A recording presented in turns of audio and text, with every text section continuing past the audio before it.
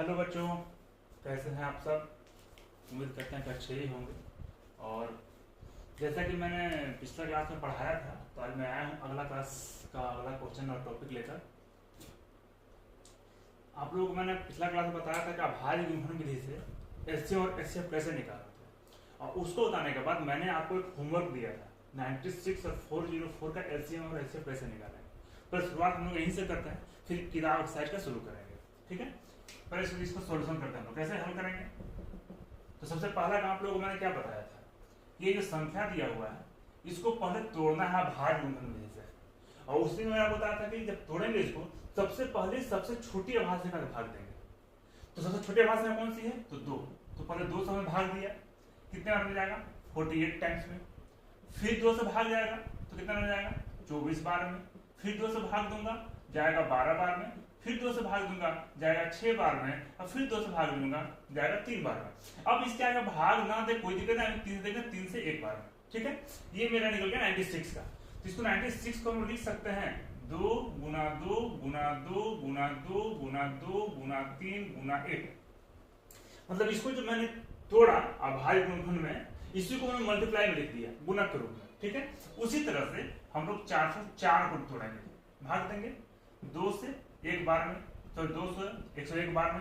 अब तो ये सॉरी मिस्टेक हो गई, ये जाएगा 202 बार में। ठीक है, फिर 2 से भाग देंगे तो ये जाएगा 101 बार में।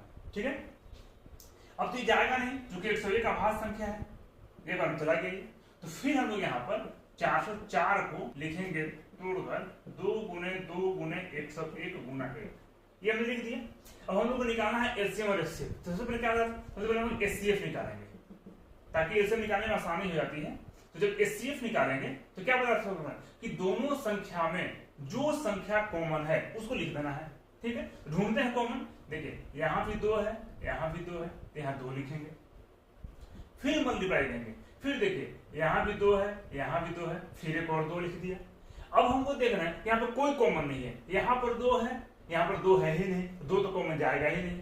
यहाँ पर 3 है लेकिन 3 यहाँ पर नहीं है, यहाँ पर 1 है, यहाँ पर भी 1 है, तो 1 को लिख दीजिए गुना। कितना हो जाएगा ये 4। तो 4 मेरा एचसीएफ हो गया। ठीक है, अब निकालना है हम लोगों को एलसीएम। एलसीएम निकालने के बाद अब क्या है इसमें, देखिए आप क्या पता था एलसीएम निकालने के लिए कि आप जो एचसीएफ निकाले हैं उसको सबसे पहले लिख दीजिए। यहाँ पर 8 बंद करके लिख दिया मैंने मल्टीप्लाई में। लिखने के बाद मैंने फिर क्या बताया था कि दोनों संख्या में से कॉमन लेने के बाद जो संख्या बच गया था सबको गुना में लिख दीजिए। देख क्या लिखा हुआ है कि ऊपर में क्या क्या बचा है 2 2 2 3 1, सबको लिख दीजिए 2 गुना 2 गुना 2 गुना 3 गुना 1 लिख दिया। नीचे क्या क्या बचा हुआ है 101 गुना 1, तो लिख दीजिए 101 गुना 1। ठीक है, अब सबको गुना कर दीजिए। 4 दूनी 8 दूनी 16 दूनी 32 या 96 गुना करेंगे तो 9696, ये मेरा आंसर हुआ। ठीक है, इसको आप लोग नोट कर लीजिएगा। और इसके बाद हम लोग जो है सो अब बढ़ते हैं आगे। अब देखिए, अब आज शुरू करते हैं एनसीईआरटी की एक्सरसाइज बनाने के लिए, और मैं एक एक क्वेश्चन सारे क्वेश्चन को बनाऊंगा।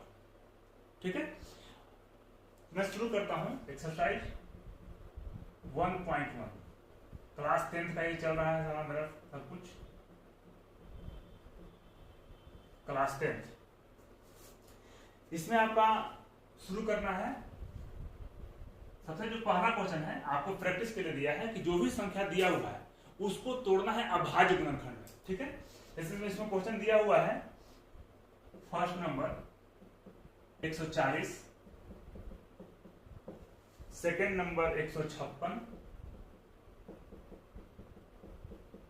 थर्ड नंबर आपका है 3825,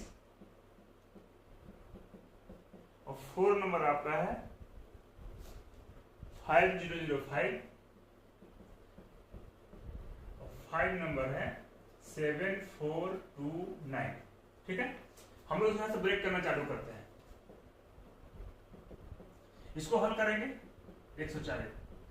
तो मैंने क्या बताया है कि जब हम लोग को तोड़ना होगा अभाज्य गुणनफल विधि में, तो सबसे पहले सबसे छोटी अभाज्य संख्या से भाग देते हैं। सबसे छोटे अभाज्य कौन सा है 2, तो 2 से भाग देंगे, कितना बार में जाएगा 70 बार में, कट गया।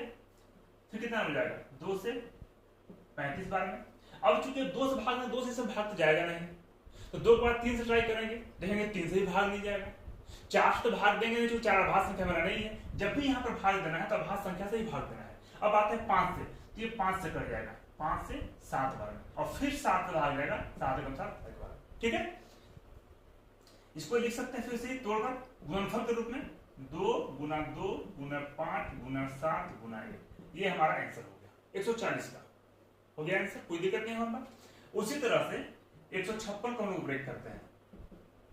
इसको जब ब्रेक करेंगे तो कितना बार में जाएगा, 2 से भाग देंगे 78 बार में, फिर 2 से भाग देंगे तो 39 बार में, फिर 3 से भाग देंगे तो 13 बार में, और फिर 13 से भाग देंगे तो 1 बार में।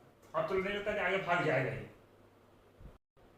अच्छा, एक बात और ध्यान रखने वाली ये है कि वहीं पर जाके स्टॉप होगा जहां पर आभास संख्या खुद आने लगेगा। आप खुद देखिए 13 खुद आभास संख्या है, तो 13 आभास संख्या है तो किससे भाग जाएगा नहीं, जाएगा तो खुद 13 से ही जाएगा।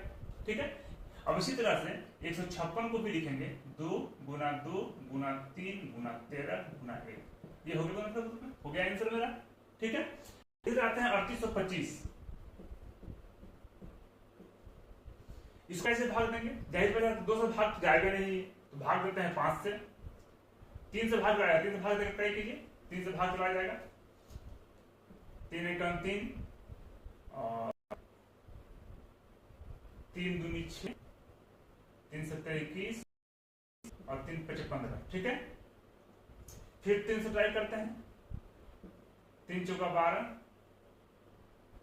3 दूनी 6, 3 पचे 15। ठीक है, अब नहीं रहता कि 3 से भाग जाएगा, अब ट्राई करते 5 से, 5 40 50 25, फिर 5 से भाग देंगे, 5 से 17 बार।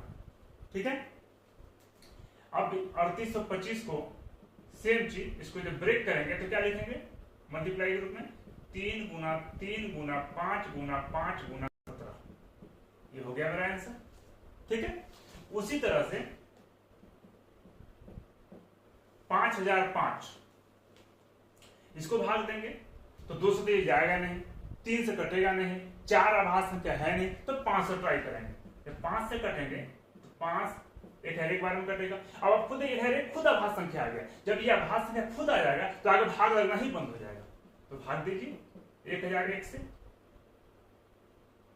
1 से खुद एक बार में जाएगा, तो 5005 को हम लिख सकते हैं 5 गुना 1001 गुना 1। ये मेरा आंसर हो गया। ठीक है, अभी तक यहां तक समझने में कोई दिक्कत नहीं होना चाहिए। अब आपको जो है 7429, ये मैं चाहूंगा आप खुद ट्राई करें। आप इसको खुद ट्राई करें, मुझे बताएं कि आंसर कितना होगा इसका। इसको आप ट्राई करेंगे तो 7429। ठीक है, आप इसको आभास से कैसे भाग देंगे तो सीधा ये आपका 17 से भाग जाएगा सीधा, उससे पहले किसी आभास से पूरी कटेगा ही नहीं। ठीक है, तो भाग देकर देखते हैं। 17 दूनी 34 देखो 68, 17 चौका 68, 6 2 68 हो गया, 6 और 2 बच गया, 17 तिया 51 और 11, 17 से 119, ये चला गया। अब मुझे लगता है कि ये 19 से भाग जाएगा, भाग देते हैं।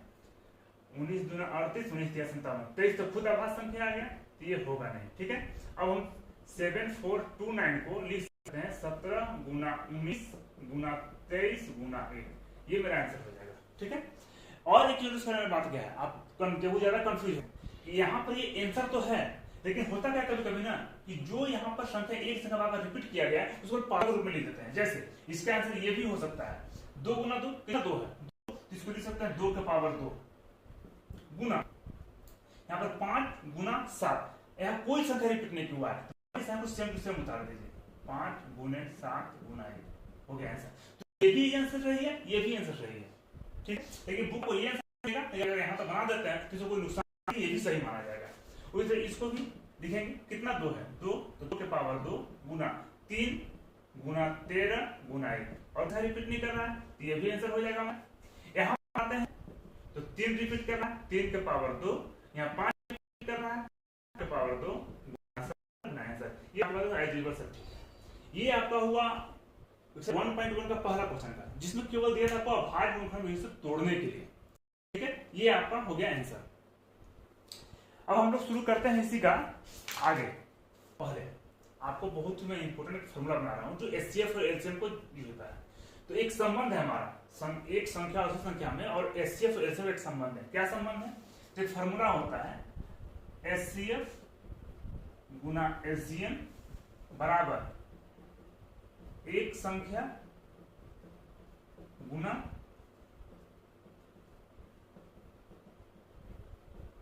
दूसरी संख्या। ठीक है, ये हमारा बहुत ही इंपोर्टेंट फॉर्मूला है। आगे जब आप कंप्यूटर की पढ़ाई करेंगे ना तो ये फॉर्मूला बहुत काम आएगा आपका। ठीक है, मतलब क्या बोलता है इसका, इस फॉर्मूला का मतलब क्या हुआ कि कोई भी दो संख्या का अगर मैं एचसीएफ और एलसीएम निकालता हूं तो दोनों संख्याओं को गुना करने पर जो दो संख्या दिया हुआ था वही दोनों संख्या को गुना करेंगे तो ये दोनों आपस में बराबर आएगा।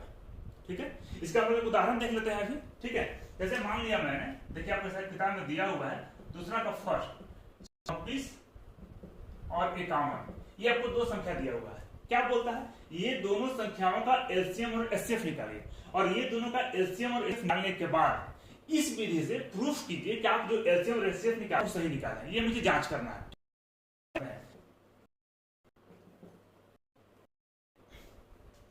कैसे निकालते हैं एलसीएम से, क्या बताएं? इसको पर तोड़ेंगे से, दो से, फिर 13 से एक बार है, तो 26 को लिख सकते हैं 13 गुना 1। ठीक है, फिर तोड़ना है 51 को, 2 से भाग जाएगा नहीं इसमें, तो 3 से ट्राई करेंगे, तो 3 से भाग जाएगा, 3 से 17 दिया 51, फिर 17 से एक बार में। ठीक है, यहाँ लिखेंगे 51 बराबर 3 गुना 17 गुना 1। अब निकालते हैं इसका एचसीएफ। तो क्या वजह से निकालने के लिए कि दोनों संख्या में जो कॉमन होगा वही इसका एचसीएफ होगा। ठीक है, कॉमन ढूंढते हैं, दोनों क्या कॉमन है,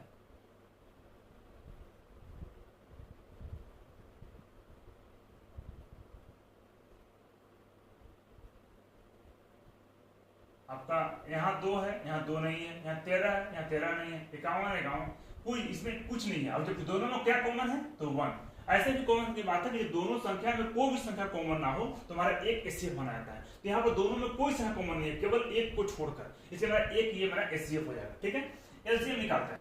एलसीएम क्या बताया है कि एचसीएफ निकालने के बाद दोनों संख्या में जो बच गया उसको गुना में कर देना है। अब चूंकि दोनों संख्या में कोई भी संख्या कॉमन नहीं आया तो सबको आपस में गुना कर देना है। तो गुना करते हैं, ऊपर क्या क्या है 2 गुना 13, और यहाँ पर क्या है 3 गुना 17।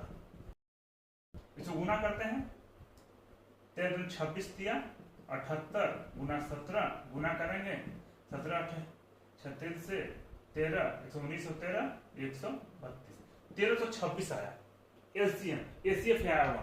अब इसी चीज को हम फॉर्मूला बैठा के प्रूफ करते हैं कि क्या बताना है फॉर्मूला कि दोनों संख्याओं का एचसीएफ और एलसीएम जो गुना करेंगे वो दोनों संख्याओं का गुणनफल बराबर होगा। ये तो मैं एचसीएफ एलसीएम निकाल दिया। अब इसको मैं देखता हूं इसमें गुना फॉर्मूला बैठाकर कि सेट करता है क्या।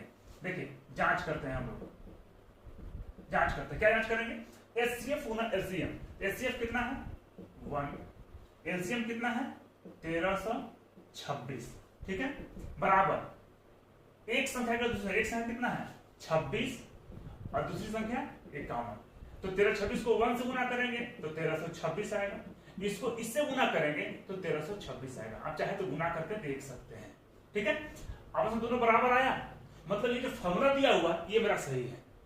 ठीक है, ये मेरा हो गया प्रूफ, मेरा प्रूफ करने की जरूरत नहीं है, ये हो गया मेरा आंसर।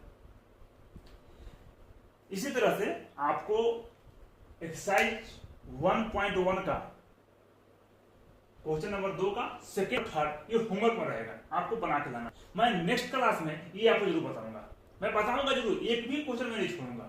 ये बताने का मतलब ये है कि आप खुद से जितना प्रयास करेंगे उतना सीखेंगे। तो आपका ये कम से कम ये 2 क्वेश्चन होमवर्क रहा। 1.1 का एक्सरसाइज 1.1 का दूसरा का सेकेंड और थर्ड जो बचा हुआ है उसको बना के लेते आएंगे। और फिर भी कोई दिक्कत अगर आपको हो, समझ में नहीं आया तो आप कमेंट बॉक्स में कमेंट जरूर कर सकते हैं। ठीक है, और समझ में अगर आए तो मेरे वीडियो को लाइक सब्सक्राइब जरूर करें। ठीक है, मिलते हैं हम नेक्स्ट वीडियो नेक्स्ट